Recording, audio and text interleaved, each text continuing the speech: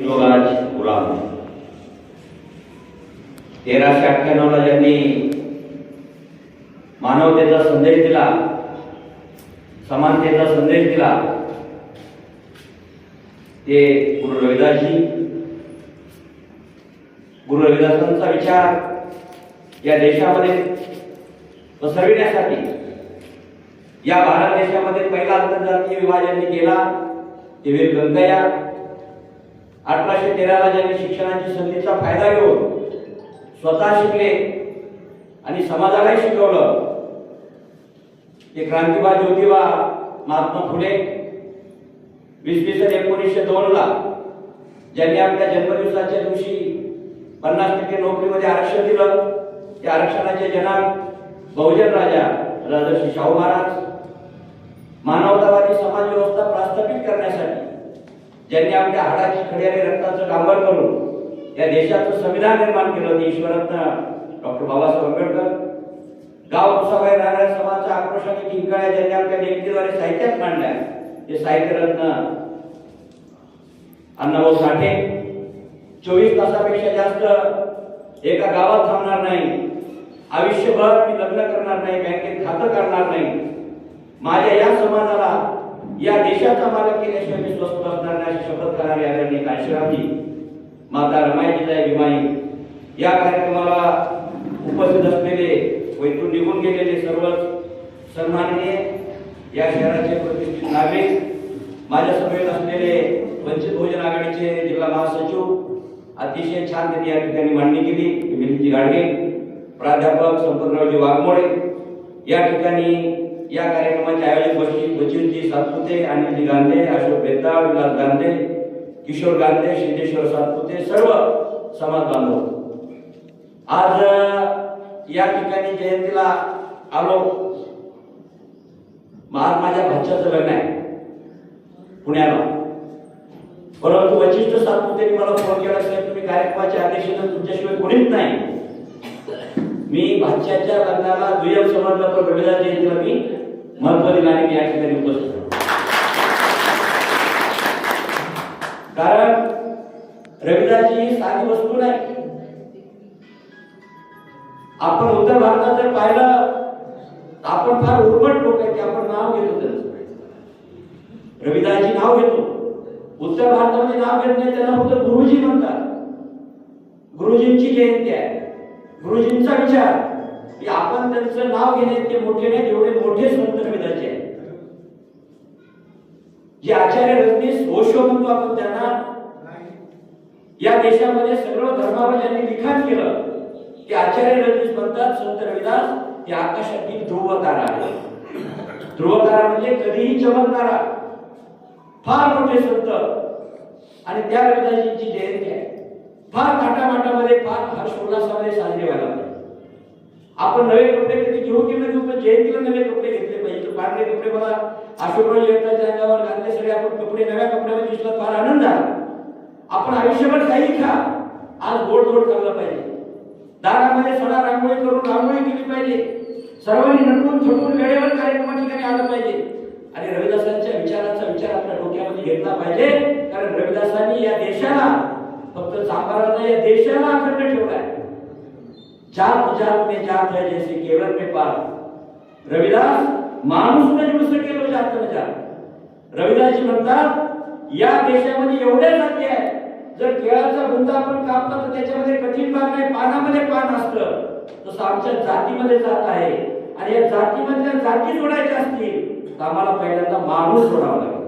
माणसाने माणसावर प्रेम करावं लागेल. आपल्याला ढोर चांभार, चांभारामध्ये ढोर, ढोरामध्ये रंगी ढोर, बुजल्या ढोर, रसपूट ढोर. रंगी ढोर बुजल्या ढोर एकमेकाला रोटी बिटी व्यवहार नाही. रोटी व्यवहार असेल पण बिटी व्यवहार नाही. मोच्यामध्ये मोची, कटवी, परदेशी यांच्यामध्ये पण बिटी व्यवहार नाही. आम्हाला रविदासांचं स्वप्न साकार करायचं असेल तर आम्हाला जात संपवावी लागेल. आणि आपण जोपर्यंत जात संपवित नाही तोपर्यंत रविदासांचं स्वप्न पूर्ण होत नाही. या देशामध्ये पहिल्यांदा ज्या माणसांनी MA PhD केलाय, ज्या माणसाने प्रॉब्लेम ऑफ रुपीज हा इंग्लिश ग्रंथ लिहिला, ज्या माणसाने द अनटचेबल ग्रंथ लिहिला आणि 18व्या शतकामध्ये 14व्या शतकामध्ये जन्मलेल्या रविदासजीला आपला लिहिलेला इंग्लिश ग्रंथ द अनटचेबल हा समर्पित केला. अनटचेबल म्हणजे ज्यांना आपण शिवत नाही, अस्पृश्य कोण आहे, हा ग्रंथ बाबासाहेबांनी रविदासाला समर्पित केला. विचार करा, भारतामध्ये त्यांनी पहिल्यांदा MA PhD केले तो माणूस रविदासाला हा ग्रंथ समर्पित करतो आणि गुरु मानतो. रविदासांची जागा कुठे असते? संत शिरोमणी गुरु रविदास. या सगळ्या गोष्टीवर मात करून या भारतामध्ये किती गुरु आहेत? फक्त 3 आहेत. गुरु नारायण, गुरु घाशीदास आणि गुरु रविदास. एवढ्या मोठ्या महान मालिकेमध्ये आम्ही जन्म घेणारे सुपुत्र आहोत. आणि मग रविदासांचा विचार हा विज्ञानवादी विचार आहे. विज्ञानवादी विचार म्हणजे काय? जसं आपल्याला कथेमध्ये सांगितलं तर गणपती पार्वतीच्या मळेपासून तयार झाला. पार्वतीच्या अंगावरची मळ निघाली आणि त्या मळीमधून गणपती तयार केला, त्याला जीव दिला आणि त्याला बाहेर रस्त्यावर गेटवर बसवलं. पार्वतीने मी आंघोळ करायले, मध्ये कुणाला येऊ देऊ नको. तेवढ्यात तिथं महादेव आले. महादेव मध्ये येऊन गणपतीने सांगितलं माझी आई आंघोळ करायची, तुम्ही यायचं नाही मध्ये. महादेवाला राग आला, महादेवाने त्रिशूळ सोडला आणि त्याचं मुंडकं छाटलं. मुंडकं छाटल्यानंतर पार्वतीला कळालं की माझ्या मुलाचं मुंडकं महादेवाने छाटलंय. पार्वती महादेवाला म्हणाली, तो माझा मुलगा होता आणि मला तो जिवंत पाहिजे. महादेवाने ती त्रिशूळ सोडलं आणि त्या त्रिशूळाला आधी तिला जे पहिल्यांदा भेटलं त्याचं मुंडकं कापून आणलं. त्या त्रिशूळाला भेटला हत्ती, त्या हत्तीचं मुंडकं छाटलं आणि गणपतीवर बसवलं, गणपती जिवंत झाला.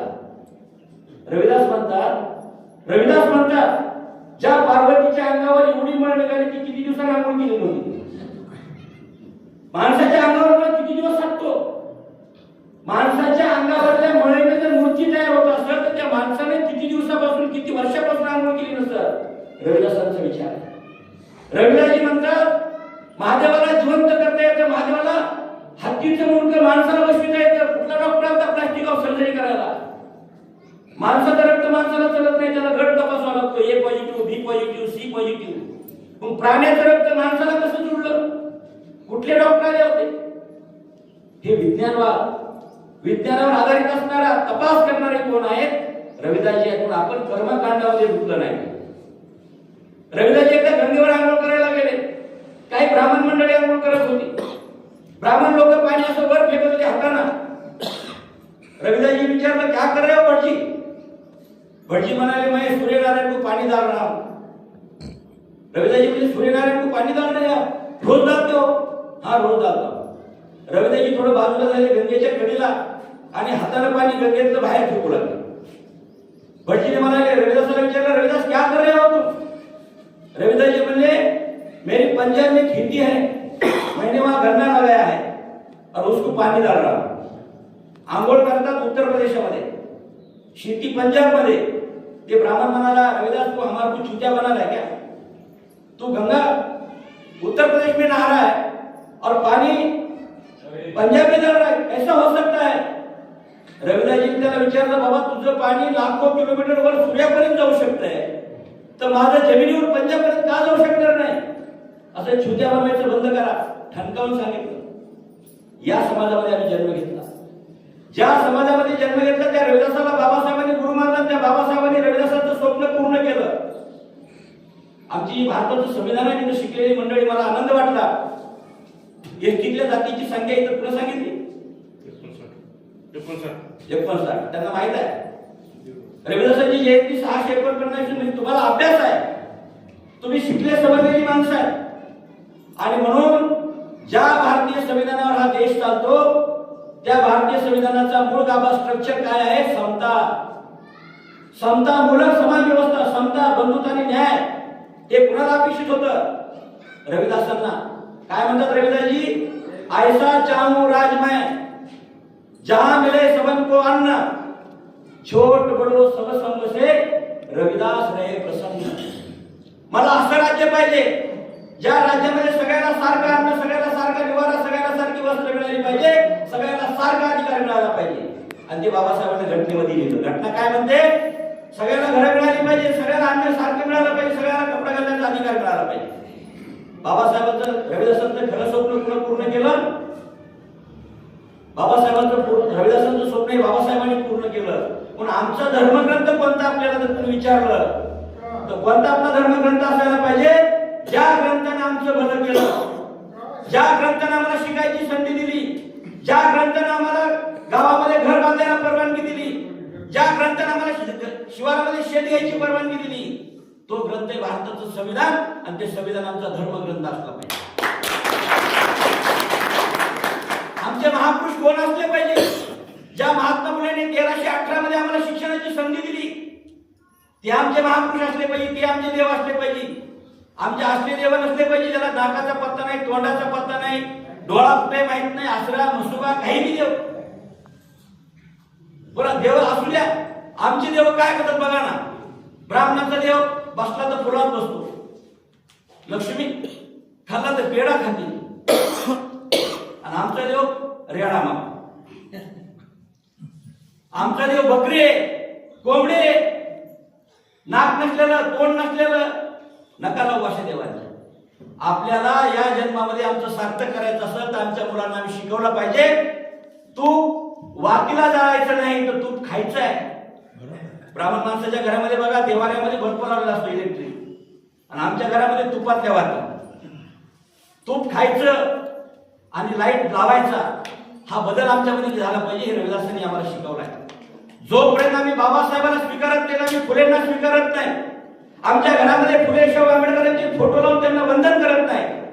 आमचा सण म्हणजे 14 एप्रिल आमचा सण असला पाहिजे, 26 जून आमचा सण असला पाहिजे, माघ पौर्णिमा म्हणजे आमचा सण असला पाहिजे, सावित्रीबाई फुलेंचा जन्मदिवस आमचा सण असला पाहिजे. हा तेव्हा जोपर्यंत आम्ही स्वीकारत नाही तोपर्यंत आम्हाला या देशामध्ये सन्मानाने जगता येत नाही. काय सांगतात बाबासाहेब 15 मार्चच्या कानपूरच्या भाषणामध्ये? जा आणि आपल्या घराच्या भिंतीवर लिहून ठेवा, आम्हाला या देशाची शासनकर्ती जमात बनायचं आहे. इथं काही राज्यकर्ती आली आणि गेली, त्यांना काही या कार्यक्रमाचं महत्व वाटलं नाही, कारण महापुरुष तुमची तुम्हाला गरज आहे. फक्त तुमची उद्या मतं मिळवायची, तुमच्याकडे मतं आहे आणि ती मतं आम्हाला उद्या मिळाली पाहिजे. मग त्यांनी आले, उद्घाटन केलं आणि निघून गेले. त्यांना वाटलं नाही इथं कोणीतरी प्रमुख माणसं आलेले आहेत की रविदासांवर बोलणार आहेत, त्यांचं आपण पण ऐकलं पाहिजे. त्यांना आपली गरज वाटली नाही पाहिजे, वाटली नाही. कारण जो बाबासाहेबांनी आम्हाला सन्मान दिला तो आम्ही विसरले. जिस बाप के बेटे लायक होते हैं ना, उस बाप की इज्जत होती है. जिस बाप के बेटे नालायक होते हैं उस बाप की इज्जत होती है. आम्ही आमची लायकी सिद्ध केली पाहिजे, आमच्या महापुरुषांची लायकी. आम्हाला एवढा मान सन्मान कशामुळे माहिती आहे? कशामुळे सांगा बरं? 1930-32 चा काळापर्यंत आमचे घर कसे होते? कोपऱ्याचे घर होते. आडावर जाऊन पाणी घागरीत घेऊन बसावं लागायचं, कुणीतरी येईल शेतून देईल मग पाणी घ्यायचं. गावामध्ये बाहेर लोक म्हशीला धुवायचे, कुत्र्याला धुवायचे, पण आम्हाला प्यायला पाणी मिळायचं नाही. आज आमच्या अंगावर भारी भारी कपडे, 20 लाखाच्या गाडीमध्ये आम्ही बसतो. 20 लाखाची गाडी माझ्याकडे, सगळ्यांकडेच आहे. शिवारात गेलं तर जमिनी 100 एकर जमिनीचा मालक इथे बसलेला. प्राध्यापक वाघमोडे सर 100 एकर जमिनीचे मालक आहे. बँक बॅलन्स आहे कोट्यावधी रुपये. उच्च दर्जाचं लेखा शिक्षण घेत आहेत लेकर. कशामुळे झाला हा बदल? काय आमच्याकडे? तुमच्याकडे परीस आहे, परीस.